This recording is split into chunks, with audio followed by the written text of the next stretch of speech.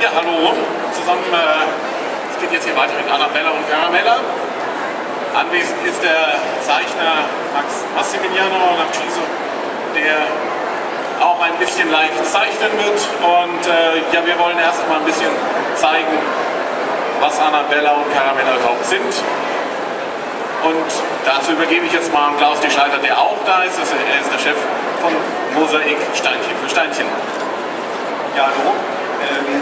Mosaik macht ja seit 35 Jahren die Abrafaxe, die in diesem Herbst eben das 35. Jubiläum haben. Und es war, soweit ich mich erinnere, ungefähr so vor 3 Jahren, als die Frauen bei uns in der Redaktion überlegt hatten, dass es doch ein sehr ungutes Verhältnis ist zwischen den Käufern, zwischen den männlichen und den weiblichen Käufern. Und ja, ungefähr 75% der Abrafaxe-Käufer eben Jungs waren und die wollten unbedingt was dabei ändern. Nur von der anderen Seite, was natürlich ganz, ganz wichtig war, ist, dass wir nicht die Philosophie, die hinter der Abrafaxe-Geschichte steht, aufgeben. Und so sind dann ja, nach einigen hin und her und ja, vielen Diskussionen mit Max 3 Mädels entstanden. 3 Mädels, die natürlich sehr ähnlich sind wie die Abrafaxe. Sie haben die gleichen Charaktere und sie haben die gleichen Anfangsbuchstaben. Bei den Abrafaxen ist es Abrax, Bravax, Kalifax, ABC und bei den Mädels ist es Anna, Bella, Caramella. Und ja, ungefähr vor 3 Jahren sind dann die ersten Zeichnungen entstanden und was ist dann dabei rausgekommen?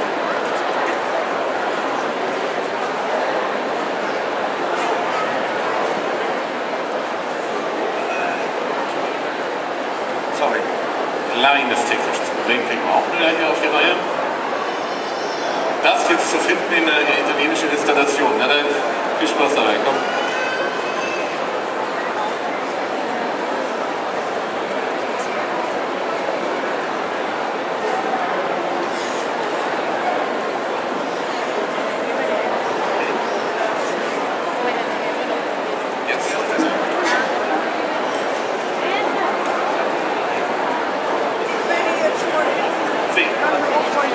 Okay, Max kümmert sich drum. Wir mussten auswählen, seinen Laptop nehmen, weil er darauf dann zeichnen wird.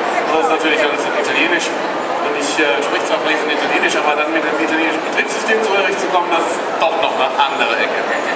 Ja, sprechen wir ein bisschen über Annabella und Caramella. Du hast gesagt, gut, die Anfangsbuchstaben sind A, B, C, aber trotz allem, die Namen sind ja nun nicht gerade deutsch. Sind die Namen dann also von Max gekommen? Die Namen sind nicht unbedingt, ja klar, ich meine, es war schon wichtig, auch 3 Namen zu finden, die man hintereinander gut sprechen konnte, die man sich einprägen konnte. Und sicherlich, es gab, ich weiß nicht wie viele Namensvorschläge für die einzelnen Mädels, für das A, für das B und für das C, aber das war dann das Ergebnis, wo alle mitleben konnten. Und wichtig war auch, dass man diese Namen in anderen Sprachen aussprechen konnte. Das sind die italienischen Namen. Anna, okay, ist ganz klar. Bella bedeutet die Schöne, Caramella bedeutet die Süße. Ist das dann auch ungefähr deren Charakter? Naja, das mit der Süßen ist klar. Ja, ich meine, wenn man jetzt das Pendant aus den Abrafaxen vergleicht, das ist Kalifax, der natürlich auch ja, das Essen nicht verschmäht. Und ähnlich sieht es bei Caramella aus, nur die kann doch auch noch perfekt kochen. Was man ja durchaus dann sieht, als sie dann die Überfahrt machen über den Atlantik. Genau. Oh, ja, jetzt kann es weitergehen. Ja. Um dann diese 3 Mädels mal zuordnen zu können. Die Blonde ist die Anna. Die Rothaarige mit der Brille ist die Bella. Die Bella ist das Pendant zum Bravax. Ja, eigentlich so das Gehirn der 3. Und die Süße, wie es gerade gesagt hat, ist Caramella, die entsprechend auch aussieht. Und diese 3 passt zu mir. Diese 3 Mädels erleben auch Abenteuer rund um die Welt in historischen Zeiten. Und das aktuelle Abenteuer, das sie jetzt gerade erleben, ist, sie wollen von Deutschland nach Amerika auswandern. Und zwar ungefähr 1870 eine Zeit, die für Frauen, die damals gewandert sind oder gereist sind, unheimlich gefährlich war. Also nicht jetzt einfach so als Story gefährlich, sondern wirklich in der Tatsache, die wurden bedroht. Es war also überhaupt nicht mit der heutigen Zeit vergleichbar. Sie wurden betrogen mit Geld, mit falschen Tickets, sie wurden überfallen und so weiter. Und das alles haben wir aus den Archiven, aus den Museen, die damals zuständig waren und die es heute gibt, für die Auswanderer, zum Beispiel in Bremerhaven gibt es ein ganz tolles Museum, das Auswandererhaus und so, und die haben uns ganz tolle Informationen geliefert und all das haben wir dann in dieses Abenteuer eingearbeitet.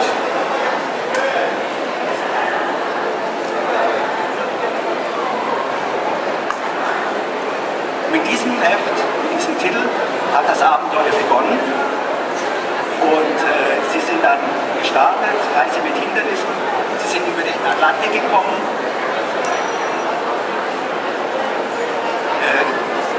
Amerika, Traum, Tellerwäscher, vom Tellerwäscher zum Millionär, sie haben es probiert und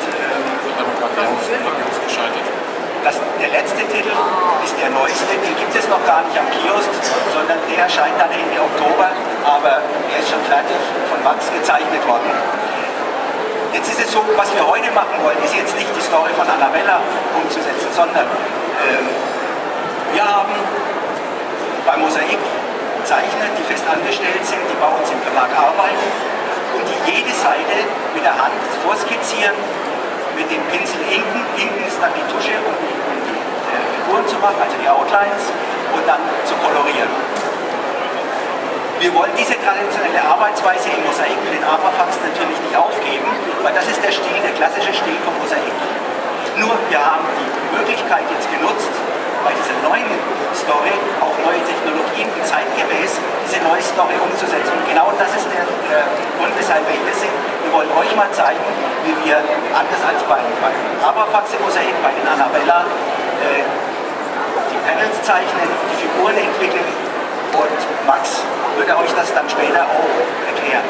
Nur Max ist ja nicht irgendein Zeichner, sondern ich muss mal so ein bisschen ausholen. Das war ja ungefähr so 1997, als wir uns kennengelernt haben.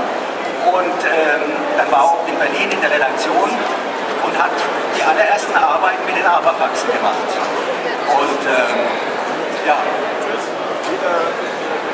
Max, do you remember the time in Berlin, the first time in Berlin when you were working on the Abrafaxen? Yes. And I don't speak English and I don't speak Dutch. I don't. Translate for me.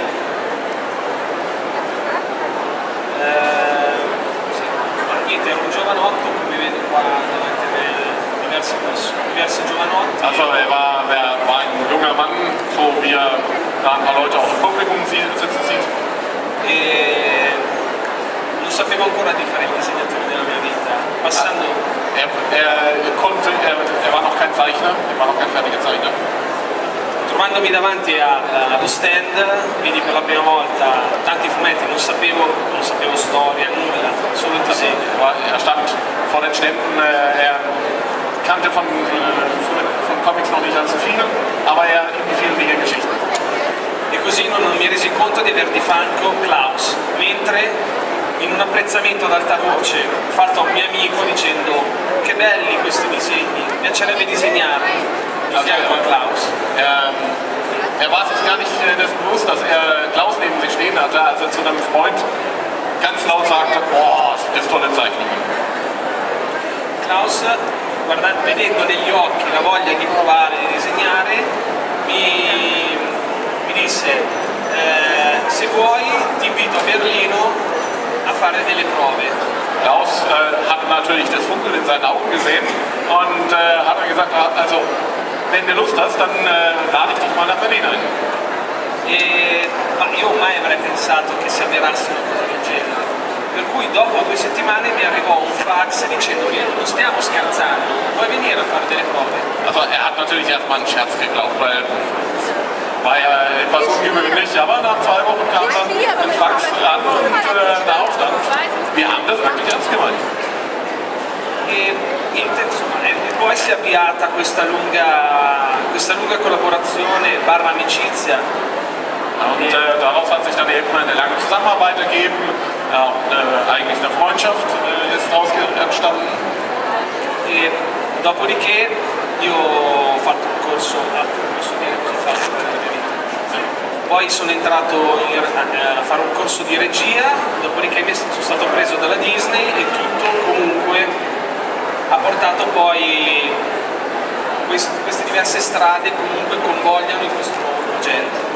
Also er hat zunächst mal einen Kurs als einen Regiekurs gemacht, hat dann bei der Disney-Schule in Italien angedockt, eine der größten Zeichenschulen überhaupt in Italien. Und auf diese Art und Weise hat sich dann letztendlich seine Straße des Erfolgs, kann man schon sagen, la strada del successo, ergeben. Questo è il grosso. Das ist so wirklich das Wichtigste. Thanks Klaus. Vuoi ballare? Dance. Er will nicht tanzen. Nein. Ja, wir wollten uns heute euch auch mal zeigen, wie Max Annabella und Caramella zeichnet. Und ja, ich glaube, wir schalten jetzt mal um von den Bildern auf sein elektronisches Zeichentablett und wir können uns dann nebenbei eben weiter unterhalten und er kann so ein bisschen erzählen, was ihm wichtig ist beim Zeichnen und wie man sowas eben ja auch kommerziell umsetzen kann. Also wie man sieht, benutzt er Photoshop, hoffentlich eine legale Version. Okay, legale Version. Ja. Okay.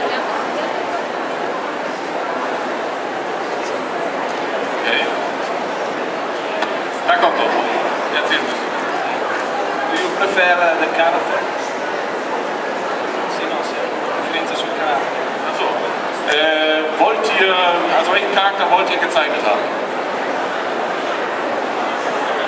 Der schwierigste, difficile. Caramella. Ja, ok, Caramella. E perché Caramella è più difficile? Ho messo Caramella schwierigste. Ma tutto quello che viene disegnato sul tondo, in genere come Mickey Mouse, tutto quello che ha una forma sferica è molto complessa perché ha pochi riferimenti tecnici. Also es ist so, dass alles, was irgendwie rund ist und runde Formen hat, bezeichnet werden soll, besonders schwierig ist, weil es keine Referenzpunkte anbietet, um dann bestimmte Dinge festzumachen. Io disegno sempre gli occhi, perché danno tutto prima ancora di vedere delle masse. Okay, als erstes zeichnet er grundsätzlich die Augen, weil die einfach einen Punkt anbieten, um dann andere Dinge dran zu hängen. Perché le disegni prima sul nero? Warum zeichnest du die Sachen zuerst auf schwarz und dann weiß du? Ma è un'impostazione un po' pittorica, sto dicendo un'impostazione e non un fumetto. E allora parto in negativo. Es ist eigentlich keine klassische Comiczeichnung, sondern eher in Richtung Illustration gedacht und dadurch wird das Ganze auch ein bisschen künstlerisch.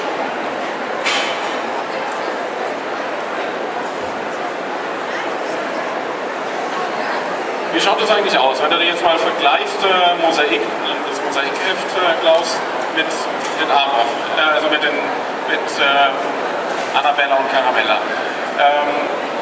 Denkst du, dass der Erfolg von dem Mosaikheft sich damit auf lange Sicht gesehen wiederholen lässt? Das ist eine spekulative Frage, zumal sich die Zeiten ja auch, was das Publizieren betrifft, ändern. Wir hatten ja bereits am Mittwoch eine lange Diskussion hier, inwieweit es erfolgsversprechend ist, die Comics auch auf elektronische Medien zu übertragen. Und wir haben mit Annabella genau zu dem Zeitpunkt gestartet, wo eben diese elektronischen Geräte entwickelt wurden, verkauft wurden. Und es fehlt natürlich jetzt noch extrem an Handhabung, an komfortablen Programmen. Das, was jetzt heute zum Beispiel bei Apple, die ja hier führend sind, angeboten wird, sind natürlich, das steckt alles noch in Anfang in den Kinderschuhen. Also so sehen wir es. Denn es sind noch sehr, sehr viele Umwege zu machen, um einfach zu publizieren und um die Inhalte dann eben auf den Bildschirm zu bringen. Nur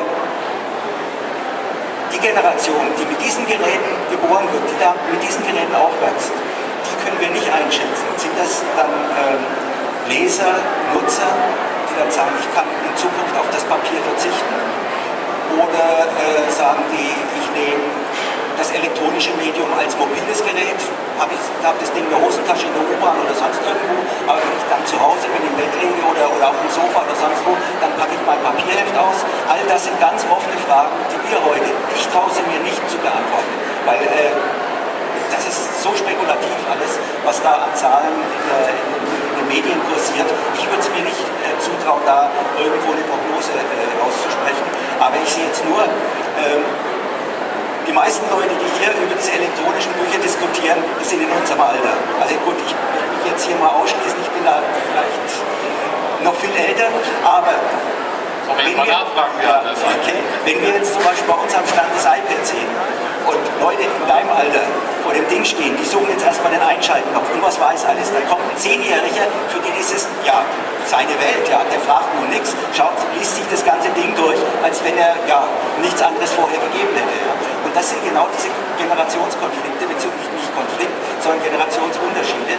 Und wir produzieren ein Magazin für Kinder, für Jugendliche. Und das ist unsere Zielgruppe. Und das war eigentlich auch der Grund, weshalb wir in diese Richtung dann ausgehen. Also uns auch schon frühzeitig darum gekümmert haben. Und zurückzukommen jetzt zu Caramella.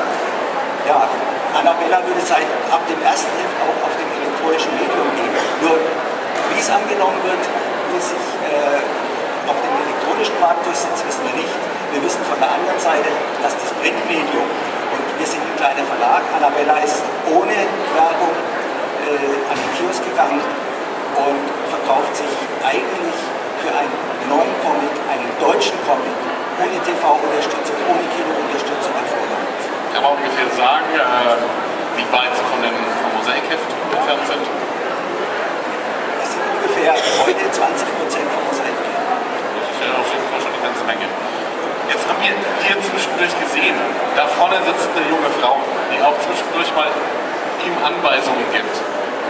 C'è una signora giovane qui davanti che ti dice alcune cose. Cosa ti sta dicendo qua? Sta facendo notare alcune, come dicevo, gli occhi sono importanti, quindi non avendo adesso una visione generale della cosa mi sta facendo notare che è un po' stramica. Okay, also sie hat ihm dabei geholfen, die Augen an die richtige Stelle zu bringen, weil es natürlich sehr schwierig ist. Er steht jetzt hier an dem Pult, er sieht nicht direkt die Zeichnung, die er da macht, vor allen Dingen, weil es hier ein bisschen verzerrt ist. Aber wer ist er denn überhaupt? Hier. Mariche Ferrari. E che cosa sta facendo? La Mariche Ferrari mi sta supervisionando, in quanto è un art director con cui collaboro e creo tantissimi progetti. Also Marieke Ferrari arbeitet mit ihm zusammen, sie überwacht ihn, also wie das ja bei den Frauen meistens der Fall ist. Sie ist auch gleichzeitig die Koloristin, ne? Sta colorando. Lei colora, sì. Colora anche, firma copertine e diversi fumetti fatti anche per la Mosaic. Also sie kümmert sich dann auch noch um die Cover und für andere Comics, die bei Mosaik erscheinen. Erzähl du ein bisschen was über Marieke. Ja, ich hatte ja... Marieke, ein ungewöhnlicher Name. Ich hatte ja anfangs schon gesagt, dass die Frauenriege bei uns in der Redaktion eben auf diese Idee gekommen ist, Caramella zu kreieren. Und zu dieser Frauenriege gehört natürlich Marieke, denn solange wir mit Mats zusammenarbeiten, arbeiten wir auch mit Marieke zusammen. Und ich glaube, das Beste wäre, Marieke erzählt mal von ihrer Sicht, wie sie die Entwicklung von Annabella selbst miterlebt hat und welchen Einfluss sie dabei genommen hat. Dann kommst du doch am besten mal mit her und dann holen wir uns noch ein weiteres Mikro dazu. Einer von uns.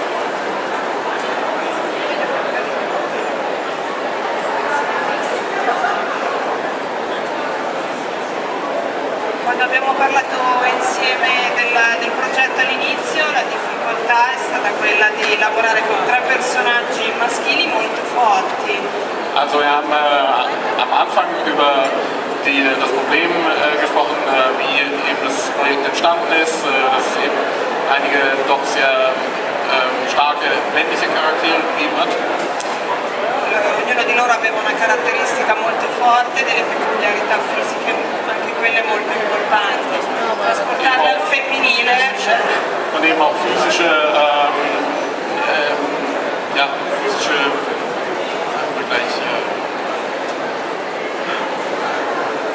das ist manchmal das Problem. Man bleibt dann doch physische Charakteristika haben, die besonders hervorstechend sind.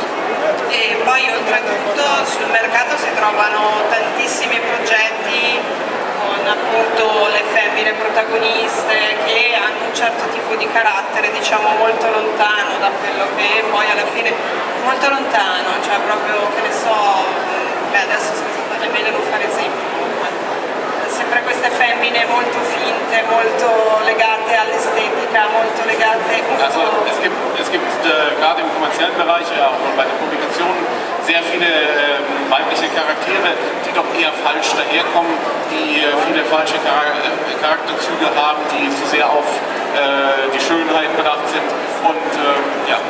Invece la sfida è comunque tenere la filosofia degli Abrafax, quindi degli Abrafax che sono avventurosi, che viaggiano nella storia, i quali riferimenti sono tangibili, sono reali. Die Herausforderung war eben, die Abrafaxe dann auch ins Weibliche abzubilden, also deren Eigenschaften, deren Abenteuer, deren Reisen. E poi oltretutto c'era il fattore magia, cioè che effettivamente è molto facile da utilizzare quando si fa un progetto femminile, invece qua c'è stata proprio la chiara scelta di non utilizzare la magia, quindi, che è molto comune nei progetti femminili. Was natürlich gerade bei Mädchen einfach ist, Magie einzusetzen, aber es ist schwierig, die Magie eben nicht einzusetzen bei den Geschichten. Lass mich vielleicht kurz mal da einhaken. Ja, klar. Worauf Marike eben unheimlichen Wert drauf legt. Rückblick zurück zu den Aberfaxen bei uns im Verlag ist teilweise auch meine Aufgabe, Monat für Monat mich um den Stil des Titels zu kümmern, also wieder so mit zu diskutieren, wie der Titel aussieht und so weiter. Und als dann das allererste Heft entstanden ist, die Comiczeichnungen vom ersten Annabella-Heft fertig waren, bin ich so ganz normal auch an diesen Job rangegangen und habe mir Gedanken gemacht, wie der erste Titel für Annabella aussehen könnte. Und Max hat die Zeichnung dazu gemacht, wir haben dann über die Farbe diskutiert und wir haben Layout gemacht und ich habe dieses Layout dann Marike gegeben. Ja, und der einzige Kommentar von Marike war zurück, meine Frage an dich, wer soll das Heft kaufen? Sollen das Jungs oder Mädels kaufen? Und ab dem Moment wusste ich, also ich muss mich aus diesem Heft total raushalten.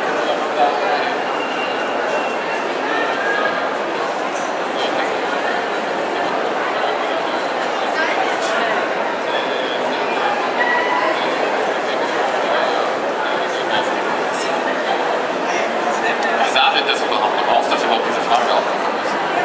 Wie sah das aus? Das Hauptsächliche waren die Farben, wo ich eben mehr von meiner Überlegung, wie kann ein Abenteuerheft aussehen, und es war natürlich nicht in Pink und Gelb oder Grün oder sonst was, sondern es war dann richtig düster, braun, spannend, aber Marike meinte,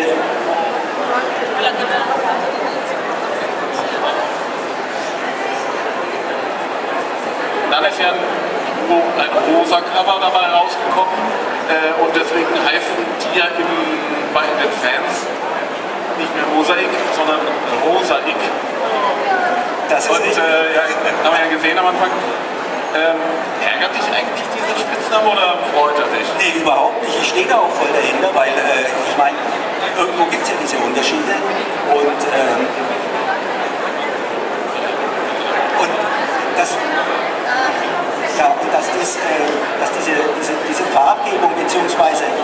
die Jungs und die Mädels auf verschiedene Farben eben anders ansprechen und so, sieht man natürlich auch von den anderen Mädchencomics, die es eben auch auf dem Markt gibt.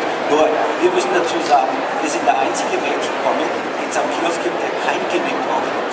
Also kein Spielzeug, kein Schminkzeug, kein Schmuck. Und wir sagen ganz einfach, wir wollen eine gute Story verkaufen. Und ja, mit Hilfe von...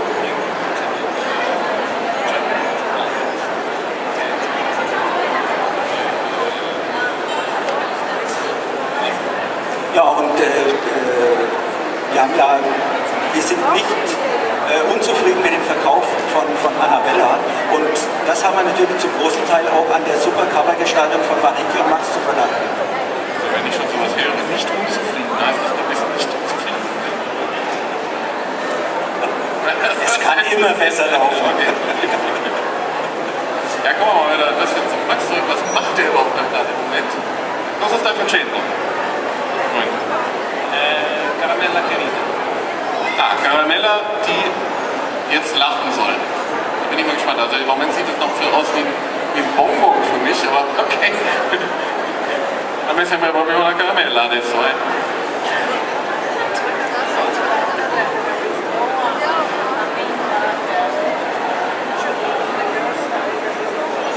Quanto tempo ci hai messo per avere la forma definitiva dei personaggi? Wie viel Zeit hat es gebraucht, um die endgültige Form dieser Mädchen festzulegen?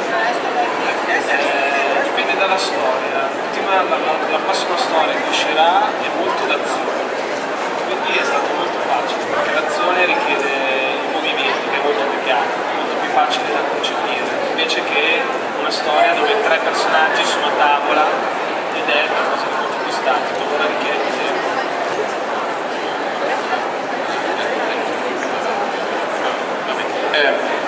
Er hat meine Frage nicht ganz verstanden gehabt, aber er hat auf jeden Fall erstmal gesagt, dass es durchaus schwieriger ist, eine ruhige Geschichte zu entwickeln, als eine Geschichte, die mit viel Aktion, mit viel Action verbunden ist, weil geht halt einfach schneller und einfacher von der Hand.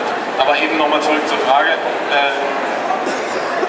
wie schwierig war es, die Charaktere zu entwickeln und deren endgültige Form zu bekommen. Allora, la forma definitiva per sviluppare i caratteri, quanto era duro? Quindi la preposizione. La forma è a che fare con uno studio anche a livello di marketing, no? Che occhioni grossi, se non i capelli in una certa maniera, non è stato tanto complesso. È complesso più che altro per Klaus, perché noi come nello studio sai la creatività va avanti mille all'ora, mettiamo, quindi noi abbiamo fornito 10 modelli, 8 modelli, Klaus che ha un occhio imprenditoriale ha capito magari qual è. Also es war eigentlich gar nicht so, es war eigentlich gar nicht so schwierig, die zu entwickeln. Es ist einfach so, sie haben ja ein Studio dort fliegen die Gedanken frei und sie haben im Prinzip 10 verschiedene Entwürfe Klaus vorgelegt und der hatte dann aber das Problem, den richtigen Entwurf auszuwählen und zu entscheiden, wie sehen die dann überhaupt aus. Und das ist ja eher dann auch eine Frage des Marketing. Stimmt das soweit? Soweit stimmt es, aber es war also keine Entscheidung, die ich alleine getroffen habe. Wie schon anfangs gesagt, vorhin gesagt, ich habe mich aus diesem Projekt mehr oder weniger herausgezogen, weil es war eine Entscheidung der Frauen bei uns in der Redaktion und die in enger Zusammenarbeit und Kooperation mit Marike die Entwicklung vorangetrieben haben und sicherlich wir haben von unserer Seite natürlich auch Ideen mit eingebracht, aber Ideen, die mehr die Handlung betrafen, beziehungsweise auch das Umfeld und die Strategie, den Plot und so weiter. Aber was das Design, das Character Design war, das war hauptsächlich von Max und Marike eine Entwicklung und die dann hier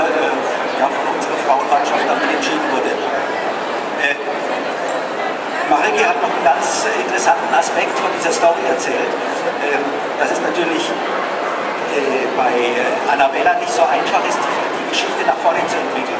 Denn meistens ist es so, dass bei den bekannten Mädels-Comics eine schöne im Vordergrund steht und darum baut sich die Geschichte.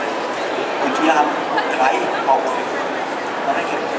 Sì, poi un'altra difficoltà è appunto quella che lo rende comunque originale è il fatto che non c'è un'unica protagonista, ma sono 3 le protagoniste nello stesso modo.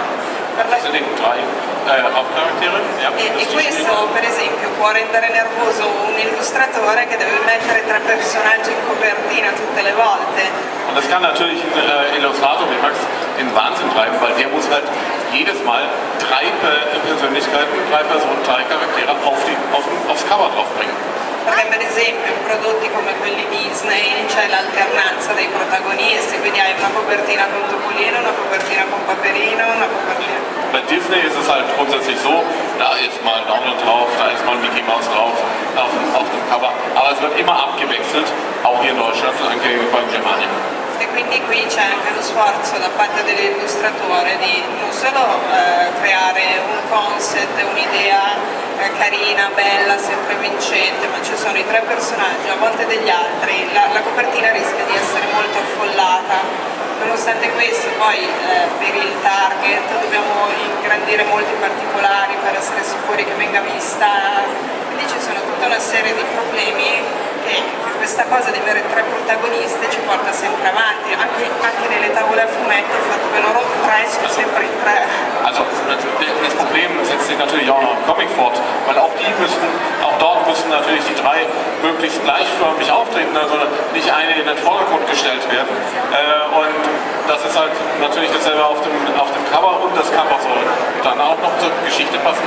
La copertina deve abbinarsi anche alla storia.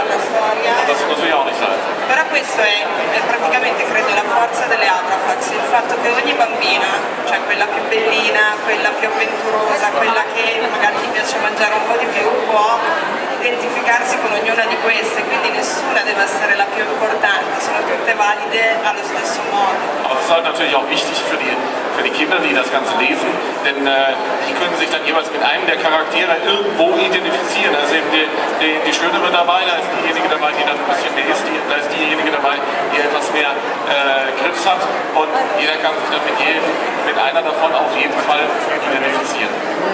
Ja, vielleicht, wir sind jetzt gerade bei der Geschichte gelandet und wie ihr merkt, die Kommunikation ist ja auch nicht so ganz einfach. Wie wird denn überhaupt die Geschichte entwickelt? Ist in Englisch? Ja, die Story wird bei uns in Berlin auf Deutsch geschrieben, skizziert, diskutiert, bis sie verabschiedet ist. Also ganz normal, wie auch eine Abrafaxe-Geschichte bei uns in Berlin entwickelt wird.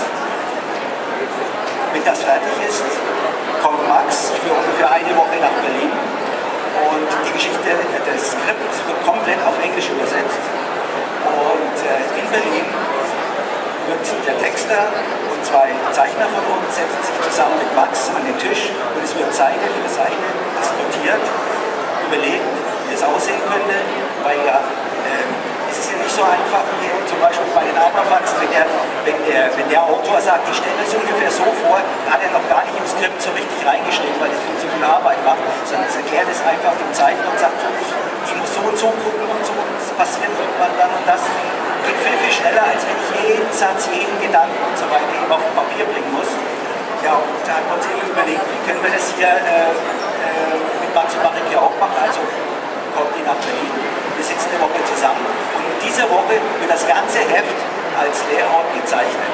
Danach fahren die beiden wieder zurück nach Mailand und es entstehen die Leinzeichnungen. Die Leinzeichnungen werden dann hinterher nach Berlin geschickt. Wir gehen die durch, sind Fehler drin, kann man es verbessern, sind vielleicht Kommunikationsmissverständnisse da irgendwo aufgetaucht, was dann bei den Figuren vielleicht noch ändern muss, geht wieder zurück, neu überarbeitet und danach wird es koloriert. Ja, der ganze Prozess dauert 1,5 Monate und das Heft ist dann danach fertig. Es ist etwas komplizierter als mit unseren deutschen Zeichnern in Berlin, aber es macht Spaß und ja, wir wollen dabei festhalten. Und wie man sieht, Korrekturen und Bezeichnungen an sich gehen ja auch relativ schnell von der Hand. man sich das so anschaut, ich bin beeindruckt, wie schnell das geht. Was jetzt ein bisschen schade ist, wir haben ja fast keine Zeit mehr, sonst hätte Marike nur noch zeigen können, wie man koloriert, aber wir haben ja normalerweise auch noch wieder was im Nacken. Wir setzen nämlich die nächste Veranstaltung, die in 3 Minuten beginnt. Ja, zum Schluss vielleicht noch an Sie hier. Gibt es irgendeine Sache, die Sie interessieren? Haben Sie eine Frage an die beiden? Also ich komme dann gerne angesprungen. Ich versuche dann hier drüber zu fliegen über die vielen Menschen. Irgendwelche Fragen? Ah, da eben. Ausgerechnet da eben. Mann. Das war gerade erst angekommen. Ich habe ganz mitbekommen, wenn man als neuer Zeichner ins Comic-Geschäft mit einsteigen will. Wie machen wir das am Zentrum? Okay, Klaus? Können wir das dann später drüben bei uns am Stand diskutieren? Weil Ich glaube, es ist eine längere Fahrt. Eine längere Kiste. Ja, genau. Ja, also du hast davon erzählt, Klaus, dass es halt schon ganz viele Entwürfe im Vorfeld für die 3 Mädchenfiguren gab und auch verschiedene Coverentwürfe. Also zum Beispiel würde mich mal interessieren, wie das Cover nun aussah, was eigentlich dann eher die Jungs gekauft hätten. Und soll das mal irgendwie gesammelt, diese ganzen Vorarbeiten nochmal erscheinen? Könnte man mal als Messen-Sonderedition ja, also das ist eine Idee, wir haben darüber noch gar nicht nachgedacht. Das Material liegt alles bei uns im Archiv. Wir können mal drüber nachdenken, eine Ausgabe zu machen mit dem Making-of, wie eben die ersten Entwürfe, die ersten Annabellas eben ausgesehen haben. Also es war zum Beispiel auch ziemlich interessant, die Entwicklung zu sehen, wie wir die Haare von Annabella hinkriegen. Weil vielleicht kennt der eine oder andere auch den Kalifax, der ja so einen Haarbüschel hat und der ja sehr, sehr kompliziert zu zeichnen ist. Und solche Fehler wollten wir eben bei Neuentwicklungen von Charakteren eben vermeiden, sodass auch die Bewegung der Figuren funktioniert, ohne dass man da selbst jetzt irgendwelche Beine stellen, ja, und eine Figur von irgendeiner Perspektive nicht umzusetzen ist. Ja, interessiert sonst noch irgendjemand über die Technik, über den Zeichenstil und so weiter? Ruhig auch Fragen an Max und Marike, ich besetze gerne. Nichts mehr? Na gut, dann bedanken wir uns für die Aufmerksamkeit. Moment, da gibt es noch. Noch mal eine Frage an Max. Karai Studios ist doch mal. Was mich mal interessieren würde, so als eigene Munde, was die Karai Studios in Italien sonst noch so machen, ganz konkret. Man sieht nur noch einzelne Zeichnungen und im Internet weniger eigentlich konkret. Cosa fate delle Annabella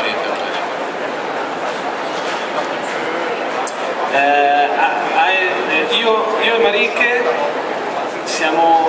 lavoriamo per la Disney, Also wir arbeiten für Disney. America, Italia, lavoriamo e stiamo lavorando tantissimo su piccoli nostri progetti. Wir arbeiten viel an eigenen kleinen Projekten. Dai bambini all'adulto, diciamo, inteso come An Projekten für Kinder, aber auch für Erwachsene. come sfide grafiche, come delle sfide grafiche,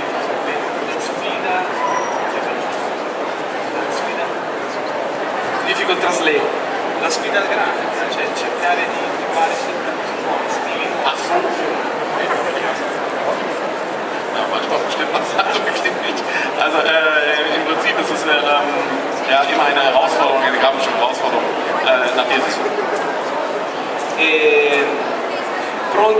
Pronti a soddisfare in pieno la nostra creatività.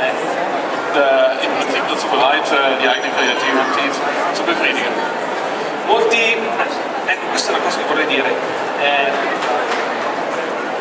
Ci capita spesso di, insomma, come dire, la qualità grafica, la qualità di un disegno, soprattutto per quello che viviamo col Kawaii Studio, ci viene spesso chiesto di disegnare progetti di altri.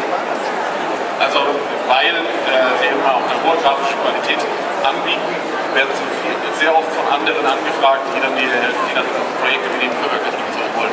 In questo momento, perché ci leghiamo ormai da tempo a Klaus, è forse l'unico progetto che disegniamo per qualcuno è questo. Also im Moment ist es einfach so, sie sind durch Klaus stark gebunden und dadurch ist es momentan das einzige Projekt, das sie für jemand anderen zeigen. Und wir haben auch von Ihnen, wir müssen leider Gottes zum Ende kommen, denn die nächste Veranstaltung steht schon in den Startschuhen. Vielen Dank fürs Ja, Kommen. wir danken uns. Und noch ganz kurze Information. Max wird hier gleich hier um die Ecke für eine Stunde seine Bücher, die Caramella-Bücher signieren. Und zwar am Stand 3. Also Tisch 3 hier Tisch 3. um die Ecke. Ja, vielen Dank fürs Kommen.